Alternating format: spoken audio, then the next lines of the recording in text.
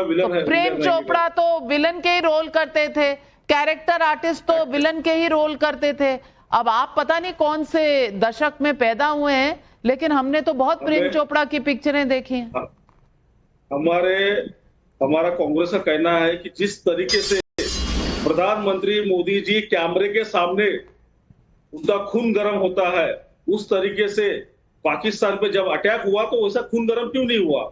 ये उसका मीनिंग था बोलने का कि सीज फायर क्यों हुआ, किसके कहने पे सीज फायर हुआ, सीज फायर में फिर क्या क्या शर्तें मनवाए गए पाकिस्तान से, ये सारी चीजों की डिटेल्स पूछ रहे हैं। जिस तरीके से वो कैमरे में आते हैं तो प्रेस के सामने भी आ जाए और बताया कि सीज फायर किस चीज के लिए किया गया, हमने क्या जीता, हम क्या हारे, क्या पता है हमें युद्ध के बारे में, क्या डिटेल्स, कब कब प्रेस कॉन्फ्रेंस किया प्रधानमंत्री साहब ने? यही पूछा कि कैमरे के सामने बोलने के बजाय प्रेस कॉन्फ्रेंस बोले, या सर्वपक्षीय दल ने सबने सपोर्ट किया, कांग्रेस ने भी उनको सपोर्ट किया, भारत देश की जितनी पार्टियां है सब अपने एक साथ खड़े रहे, उनके पीछे खड़े रहे युद्ध के समय। किसने बोला कि उनको सपोर्ट नहीं किया करके? लेकिन जब युद्ध में आज देख रहे कि पाकिस्तान भी उसको युद्ध जीत गया करके खुशियां मना रहा है, भारत भी मना रहा है, ये कैसा युद्ध हुआ है? तो ये प्रश्न तो तैयार हुए हैं और ये देश के जनता के प्रश्न है, कांग्रेस के प्रश्न नहीं है। ये जनता के प्रश्न, जनता तो फूली नहीं समा रही है। लेकिन श्याम कुमार बर्वे जी, सवाल कौन पूछ रहा है जिनका खून गर्म ही नहीं हुआ? 26/11 हो गया, 170 लोग मर गए 2008 में। वहां तब के एयरफोर्स चीफ पूछते रह गए कि हमें आप आदेश दें, हम जाकर पाकिस्तान पर हमला करें। जिनका खून गर्म हुआ ही नहीं कभी, वो पूछ रहे हैं कि थोड़ा सा गर्म क्यों हुआ।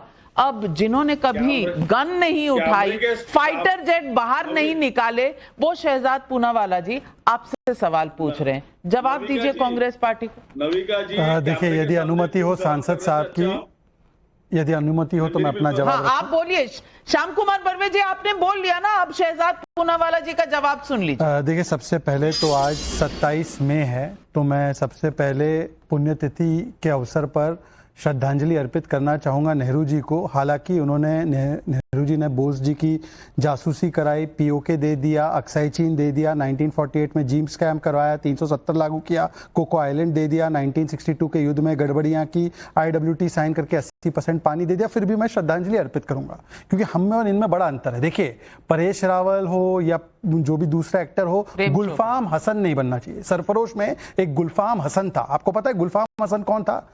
जैसे संजय राउत, ऑपरेशन सिंदूर फेलियर है। गुलफाम हसन कौन है? खड़गे जी, जो कहते छुटपुट हुआ, मतलब कि सेना का अपमान। गुलफाम हसन कौन है?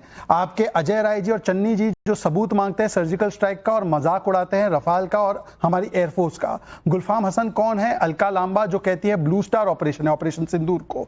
गुलफाम हसन कौन है? कांग्रेस पार्टी के, अब देखिए, आज ही आपने देखा होगा कि शशि थरूर, आपके फेलो सांसद, मनीष तिवारी फेलो सांसद, दोनों ने कहा सीज फायर नहीं हुआ है, ऑपरेशन सिंदूर जारी है और ट्रंप का कोई मीडिएशन नहीं है। परंतु राहुल गांधी, जिसको मैं कहता हूं आर का मतलब रिडिक्यूलस राहुल है, कुछ और मत समझना। रिडिक्यूलस राहुल गुलफाम हसन की भाषा बोलते हैं, पाकिस्तान की भाषा बोलते हैं और बोलते हैं ट्रंप ने इंटरवीन किया। अब मैं पूछना चाहता हूं बर्वे जी, थरूर जी तो आपके बगल में बैठते हैं, मनीष तिवारी बगल में बैठते हैं, झूठे हैं क्या?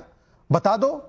और आखिरी बात, देखिए, मैं आपको बताता हूं गुलफाम हसन कौन होता है। गुलफाम हसन वो होता है जो 1974 में इंदिरा जी हमारा न्यूक्लियर टेक्नोलॉजी ऑफर कर देती है पाकिस्तान को।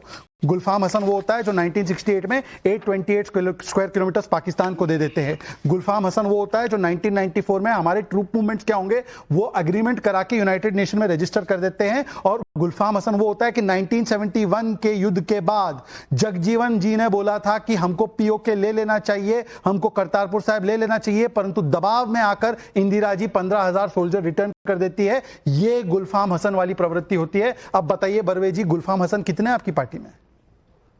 बर्वे जी, किसने घोषित किया? सीज फायर है ही नहीं, किसने घोषित किया? है ही नहीं सीज फायर, घोषित किया? सीज फायर नहीं है। ट्रंप ने किया कि मोदी जी ने किया कि सीज फायर है ही नहीं भाई साहब।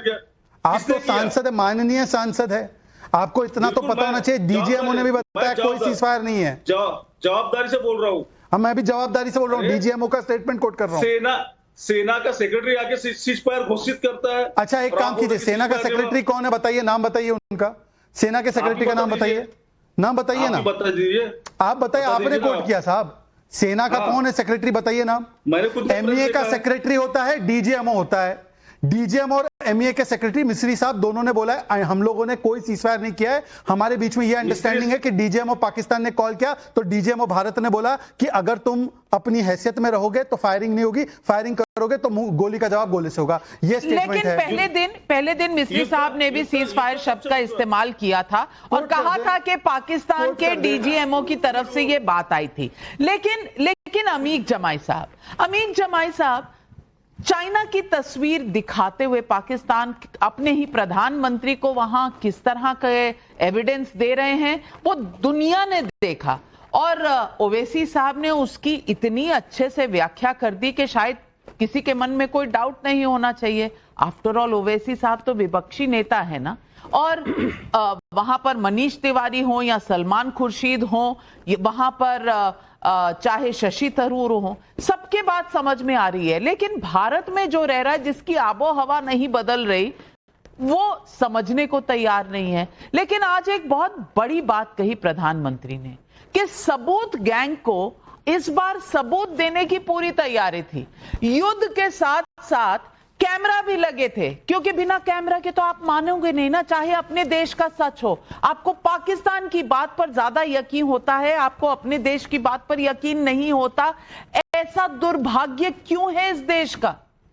देखिए नाविका जी, सबसे पहले तो आदरणीय प्रधानमंत्री जी को जब ये फैसला लिया, पॉलिटिकल फैसला, जंगों के फैसले जो होते हैं पॉलिटिकल फैसले होते हैं, ये हमने आर्म फोर्सेस पे छोड़ा कि वो किस तरह से ऑपरेशन करेंगे। तो उस फैसले में आदरणीय एलओपी राहुल जी भी शामिल थे, पूरे देश का विपक्ष शामिल था, देश की तीसरी नंबर स्ट्रेंथ की पार्टी समाजवादी पार्टी के राष्ट्रीय अध्यक्ष माननीय अखिलेश जी शामिल थे, और हम सब ने हमारे देश के मुद्दे पर, सेना के मामले में, हमारी बहनों के जो सिंदूर उजड़े थे, आंख बंद करके हमने प्रधानमंत्री जी से कहा कि प्रधानमंत्री जी आप फैसले लीजिए, आप आगे बढ़िए। हमारा उनका जो साथ है, हमारा उनका साथ सेना के मामले में, स्वाभिमान के मामले में, देश पाकिस्तान के खिलाफ इंतकाम लेने के मामले में हम उनके साथ में हैं। लेकिन अगर आदरणीय प्रधानमंत्री जी जब सऊदीया से लौट कर आए तो पूरे देश को यह लगा कि वो जम्मू कश्मीर जाएंगे, वो कोई बड़ा फैसला लेंगे। लेकिन जब वो सीधे उतरे तो आप वो देखिए कि कितने non serious Bharatiya Janata party की स्ट्रेटजी है कि वो सीधे पटना की एक चुनावी रैली में चले गए। जब वो समय था कि जब हमें मिलकर ऑल पार्टी मीटिंग में आप ये फैसला मिलकर आप लेते कि हमें पाकिस्तान ऑक्युपाइड कश्मीर को मिटा देना, भारत के नक्शे में शामिल कर लेना है।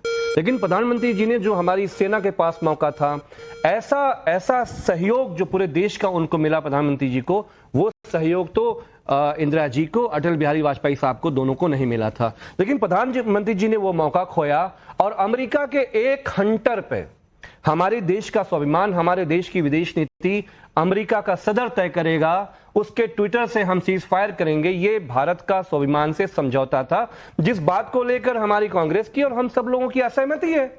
असहमति का मतलब ये नहीं है कि आदरणीय प्रधानमंत्री जी दाहोद में जाकर रैली करेंगे और हमारे सेना के लोगों के परिवार से कहेंगे कि आओ तुम्हें आना पड़ेगा और फूल बरसाना पड़ेगा हमारे पर। ये फूल का समय है, हमारे लोग शहीद हुए, हमारे कानपुर में लोग शहीद हुए। प्रधानमंत्री जी को उन परिवारों के साथ जहां चूल्हा नहीं जल रहा है, आपके पास एविडेंस है कि उनको बुलवाया गया था और उनसे लिया गया था। आप कर्नल कुरैशी की फैमिली के बारे में कह रहे हैं, आपको कहीं पता है, आपके पास कोई एविडेंस है कि उनको जबरदस्ती बुलाया गया था, उनसे फूल बरसाए गए थे? कर्नल कुरैशी के परिवार को डिस्ट्रिक्ट एडमिनिस्ट्रेशन ने कहा कि प्रधानमंत्री जी आ रहे हैं, उनका यात्रा है, आपको आना है।